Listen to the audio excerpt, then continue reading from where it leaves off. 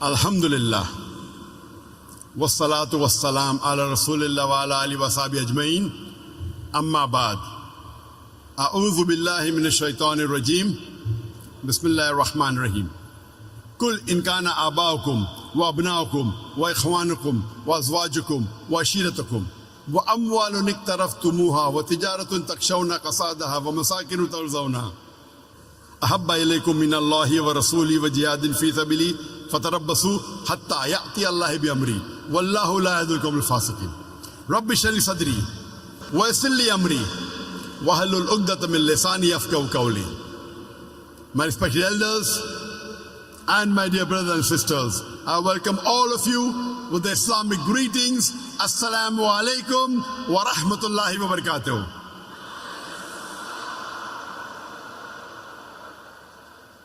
It's a pleasure and honor for me to be back in Nigeria after 10 years. And this is my second trip to Abuja and the second trip in this Velodrome Stadium. And it's nice to meet all the brothers and sisters of Abuja back again after 10 years. Before I dwell into the topic of today, I would like to speak a few words regarding our brothers and sisters in Palestine. Most of us know the history of Palestine and how was the Israel state formed. We know that Hitler incinerated 6 million Jews. It was a Holocaust. And these Jews, they scattered to different parts. And many of them, they came to Palestine, and our Muslim brothers in Palestine gave them shelter. They said, Ahlan wa sahlan to the cousins. The Jews are the cousins of the Muslims, the Arabs. The Palestinian Arab Muslims, they welcomed their cousin, the Jews.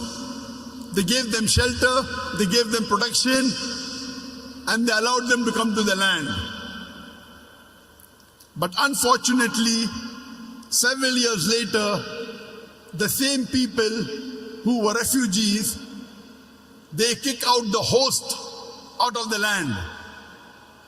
Imagine the owner of the house is kicked out, and now when the Palestinians are fighting for their rights, they're screaming that this is our land.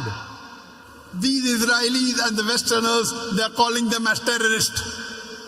There is a saying in Hindi, Ulta chor kotwal ko date. That means the robber is scolding and blaming the policeman for the robbery he has done. And we know this is common, that those people who are in power, they control the media. And as you know, the media can convert black into white, day into night, hero into a villain, villain into a hero. So today the media, the international media, most of them, they are painting as though these Palestinian Muslim brothers and sisters who are fighting for their freedom, they are being called as terrorists. And this is common, we know that in history. And we know that the Britishers, the French, the Portuguese, they ruled 2/3 of the world. They occupied 2/3 of the world. And the biggest people who did maximum atrocities in the world are the Britishers. But they changed the history and they tell, we have gone to different parts of the world to uplift them. They did nothing but robbed many countries of the world. They looted many countries of the world, including the country where I was born, that is India. And when people fought for their freedom, we know Bhagat Singh, he was a great freedom fighter. These Britishers at that time, they called him as terrorist number 1. But we Indians, we called him as a freedom fighter. We had to respect him, we had to revere him. In the 18th century, when Britishers ruled America, George Washington, he was fighting for the freedom of America. And by the Britishers, he was called as terrorist number 1 at that time. But the Americans, they called him a freedom fighter. And when USA got its freedom, they made him the first president of USA. Imagine the person who was called the terrorist by the British government. USA makes him the first president of USA. So many a times, the person who subjugated is labeled by the media as a terrorist. We have several examples. We have example in South Africa when Nelson Mandela was fighting against the white apartheid government. The white apartheid government called him a terrorist and imprisoned him in Robben Island for more than 25 years. He was called the terrorist number one at that time. When South Africa gets its freedom, they make Nelson Mandela, he's elected as the president of the country. And we know this history.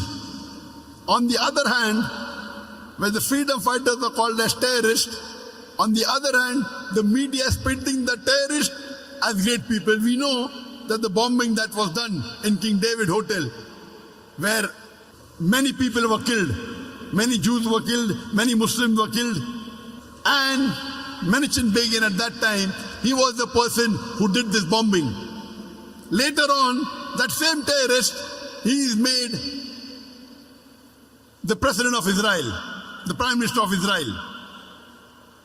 The terrorist, and then he gets the Nobel Prize for Peace. Imagine, the person who was a terrorist, actual terrorist, later on the world gives them a Nobel Prize for Peace. This is all done by the media. The media can convert black into white, day into night, hero into a villain. And we know, since the last about 1 month, the last 4 weeks, when Israel is attacking Palestinians, when the Palestinians are fighting for their right, and they retaliated, Israel with the best army in the world, one of the best army in the world, with the support of USA and many of the Western countries, they're attacking the least equipped country in the world. They're attacking Muslims in Gaza and Palestine and killing them in thousands. And targeting civilians, targeting hospitals, targeting schools, it's against the international law. Today, Israel is killing thousands of our Muslim brothers and sisters, and almost all of them are civilians. More than 1/3 are children, more than 1/3 are women. With their best equipment, they are targeting innocent people. If you go and target the military, we have no problem. They are targeting specifically innocent Muslims in Gaza and Palestine, and the world is silent. What is the UNO doing? Just because some countries can put veto, it's only a symbolic protest, that's it. Unless we Muslims get together, we will not be doing our job. I've given a talk on 13 action point plan. 13-point action plan for the Muslim Ummah for Palestine. Since this is not the topic of the day, I will not speak about that in detail. You can refer to my video on that topic. But Allah is testing us.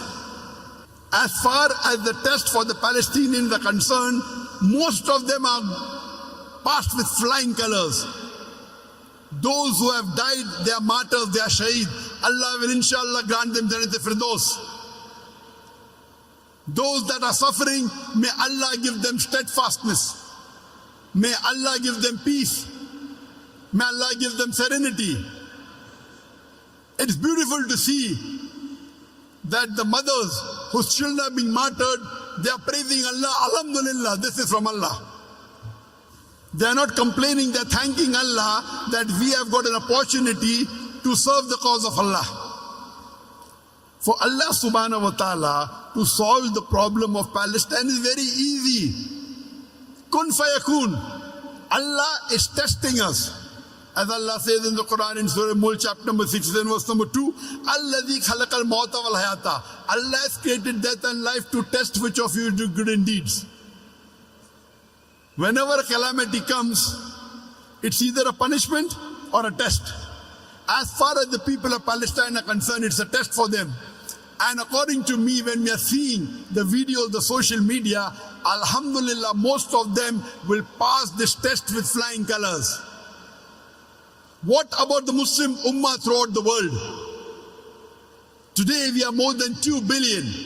Out of the 8 billion population, the Muslims are more than 2 billion. We are about 26% of the world population. Are we doing our job? Do watch my video on 13-point action plan for the Muslim Ummah. And it was 4 years ago, in August 2019, I gave a talk in Kelantan, where mashallah in Malaysia, where more than 100,000 people came in that stadium. And it was so successful that the enemies of Islam in Malaysia could not digest the popularity and the impact. So they started maligning me. Some of the non-Muslims in Malaysia, especially those of the Indian origin, they started maligning me. They started criticizing me. They started calling me a terrorist. What I did, the 5 main important people who maligned me, all of them were politicians. All of them politicians. One of them was a cabinet minister of human resources. One was the deputy chief minister number 2 of Penang state in Malaysia. One was a member of parliament, very popular person. And the other 2, they were member of legislative assembly. When they maligned me, I picked these top 5 people who were involved in maligning me, and I filed a case against them. That was 4 years back, in August 2019. And they were wondering, when we speak about the Prime Minister of Malaysia, one of them is complaining. When we speak about the Prime Minister, against the Prime Minister of Malaysia, no one complains. Who is this foreigner coming in a country and doing a case against us? Most of them, they came and apologized and did outside court settlement. I said, no problem. But the biggest enemy of Islam, his name is P. Ramaswamy. I continued the case with him. And the verdict was on the 2nd of November, just 3 days before. I could not attend the verdict because I was called by the Sultan of Sokoto, and my talk was I could not cancel it. But just before the talk, a couple of hours before, the verdict came by the High Court of Malaysia that they asked Ramaswamy, P. Ramaswamy, who was at that time the Deputy Chief Minister 2 of Penang, to pay a fine, to pay damages to me of 1.52 million ringgit, which if you convert it to US dollars, it is 320,000 US dollars. And if you convert it to Naira, at that time the rate was 1,200 Naira per dollar, it came out to be 383 million Naira. And the court told he should give this fine within 30 days. And when I got this information, I pledged this complete amount of 1.52 million ringgit to the Palestinian cause. I've donated this complete amount to Palestinian cause. 1.52 million ringgit, that is 320,000 US dollars, that is 383 million Naira. May Allah subhanahu wa ta'ala accept this humble support from my side to the Palestinian cause. And I pray to Allah subhanahu wa ta'ala that may He give steadfastness to the people of Palestine. May He give them sabr. May He elevate them. And may He remove the suffering. And may He give the strength of the Ummah to join together to see to it that they are able to stop this genocide in Palestine. And I pray to Allah subhanahu wa ta'ala that may He give the martyrs of Palestine Jannah, inshallah, Jannat Firdaus.